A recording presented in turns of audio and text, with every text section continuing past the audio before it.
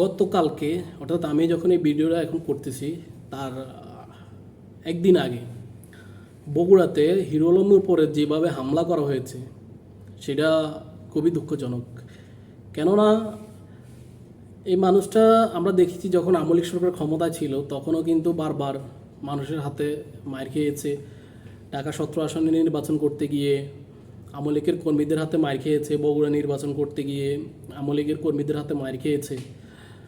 তো এই মানুষটা বাংলাদেশের খুব একজন প্রভাবশালী নেতা, কিন্তু তা কিন্তু না। তিনি হয়তো ইউটিউবের মাধ্যমে না হলে তার নিজস্ব কাজকামের ভিতরে দিয়ে তিনি সবসময় একটা টাইম লাইনে থাকেন, সবসময় একটা আলোচনার ভিতরে দিয়ে থাকেন তিনি।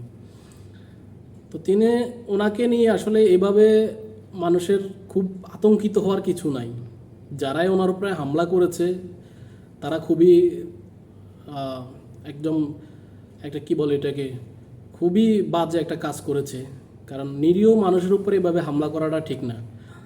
তো হিরো আলম তৎক্ষণাৎ একটা সাংবাদিক সম্মেলন করেছে। তিনি সাংবাদিক সম্মেলন করে তিনি কিন্তু যারা হামলা করেছে সেটা কিন্তু উনি কিন্তু বিএমপির উপরে দোষ চাপিয়েছে যে বিএমপি করেছে। যাই হোক, বিএমপি করুক বা অন্য কারা করুক সেটা কিন্তু একটা তদন্ত সাপেক্ষের বিষয়। কারণ বিএমপি অলরেডি কিন্তু বিএমপির ভারপ্রাপ্ত চেয়ারম্যান জনাব তারেক রহমান তিনি কিন্তু একবার না 5 আগস্টের পরে কিন্তু বহুবার বলেছে যে বাংলাদেশ জাতীয়বাদী দলের নাম ভাঙিয়ে কেউ যদি কোনো অপরাধ করে থাকে তাকে দল থেকে বহিষ্কার করা এবং কি তাকে আইনের আওতায় নিয়ে আসা। তো সেটা কিন্তু অনেকগুলা দৃষ্টান্ত স্থাপন করেছে কিন্তু বিএমপি।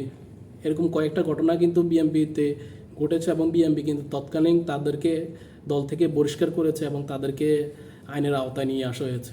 অলরেডি কয়েকটা মামলাও করেছে বিএমপি তাদের নিজ উদ্যোগে তাদের দলের নেতাকর্মীদের বিরুদ্ধে।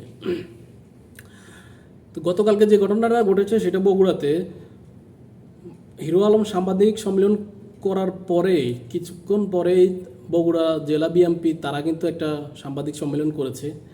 তারা সেখানে দাবি করেছে যে এখানে কিন্তু বিএমপির কোনো নেতাকর্মী ছিল না, যে এখানে বিএমপির কোনো নেতাকর্মী হিরো আলমের উপর হামলা করেছে এমন কোনো প্রমাণ তারা পায় নাই। এবং তারা হিরো আলমকে এটাও বলেছে যে হিরো আলম এটা প্রমাণ করে দিতে হবে যে আগামী 24 ঘন্টার ভিতরে এখানে বাংলাদেশ জাতীয়বাদী দলের বিএমপির নেতাকর্মীরা তার উপরে হামলা করেছে। এবং যদি সেটা তিনি প্রমাণ না করতে পারেন তাহলে ওনাকে কিন্তু বিএমপির কাছে ক্ষমা চাইতে হবে, নিঃস্বার্থভাবে ক্ষমা চাইতে হবে যে এভাবে বিএমপির নাম ভাঙিয়ে এই ধরনের একটা অপবাদ দেওয়া সেই জন্য।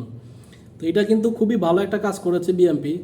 কারণ তারাও যেহেতু এটা হিরো আলম অলরেডি তাদের উপরে একটা কমপ্লেন করেছে যেটা বিএমপি করেছে, তো যেহেতু বিএমপিও আবার সে পাল্টা অভিযোগ করেছে যে বিএমপি যেহেতু পায় নাই তাহলে হিরো আলমকে প্রমাণ করে দিতে হবে যে এটা বিএমপির লোক করেছে। যাই হোক, এটা যারাই করেছে তারা খুবই খারাপ একটা কাজ করেছে। কারণ এই সহিংস রাজনীতি বন্ধ হওয়ার জন্যই কিন্তু 5 আগস্টের আগে এবং 5 আগস্টের দিন অসংখ্য মানুষের জীবন গেছে, কিন্তু অসংখ্য মায়ের বুক খালি হয়েছে, অসংখ্য মানুষ এখনও কিন্তু হসপিটালে অন্ধ হয়ে আছে, অসংখ্য গুলি নিয়ে হাসপাতালের বেডে কিন্তু কাতরাচ্ছে। কেন করেছে তারা? কারণ তারা সুস্থ একটা বাংলাদেশ দেখতে চেয়েছে, একটা সুস্থ গণতান্ত্রিক দেশ যেখানে সবার মত প্রকাশ করার স্বাধীনতা থাকবে, কারো উপরে বিনা বিচারে হামলা না করা হবে। তো আমরাও সেটাই চাই যে একটা নতুন বাংলাদেশ বিশ্বের বুকে একটা সুন্দর একটা নতুন বাংলাদেশ গড়ে তুলবে, সুন্দর একটা বাংলাদেশ গড়ে উঠবে বিশ্বের বুকে। যেন বিশ্বের আমাদের প্রায় 1.5 কোটি 2 কোটি প্রবাসী ভাই আছে পুরো বিশ্বে, তারা যেন পুরো বিশ্ব থেকে বসে দেখতে পারে যে না আসলে আমাদের দেশটা অনেক উন্নত হচ্ছে, আমাদের দেশটা অনেক পরিবর্তন হয়েছে। কারণ এইটা যদি এই টাইমে 2024 সালের এই আন্দোলনের পরে যদি পরিবর্তন না হয় তাহলে বাংলাদেশ কিন্তু আর কখনো এই পরিবর্তন হওয়ার সুযোগ পাবে না। অতএব এটা কিন্তু বন্ধ হওয়া উচিত। কারণ আজকে আপনি খুন মারবেন, আবার আপনি যখন 5 বছর পরে ক্ষমতা থেকে যাবেন তখন কিন্তু আপনাকে কিন্তু এভাবে আবার পিটানো হবে, মারা হবে। আজকে দেখেন আওয়ামী লীগের অবস্থা, তাদেরকে কিন্তু মারা হচ্ছে না, ধরা হচ্ছে না, কিন্তু হয়তো কয়েকজন নেতাকর্মীকে গ্রেপ্তার করা হয়েছে নেতাকে, কিন্তু দেখেন তাদের এই হাজার হাজার লাখ লাখ নেতাকর্মী কিন্তু পালিয়ে বেড়াচ্ছে। ভয়ে, কারণ তারা জানে তারা ক্ষমতায় থাকা অবস্থায় কী ধরনের কাজগুলো করেছে। তো সেই জন্য যারাই আগামীতে ক্ষমতায় আসবে তারা যেন অন্তত এই কাজটা না করে।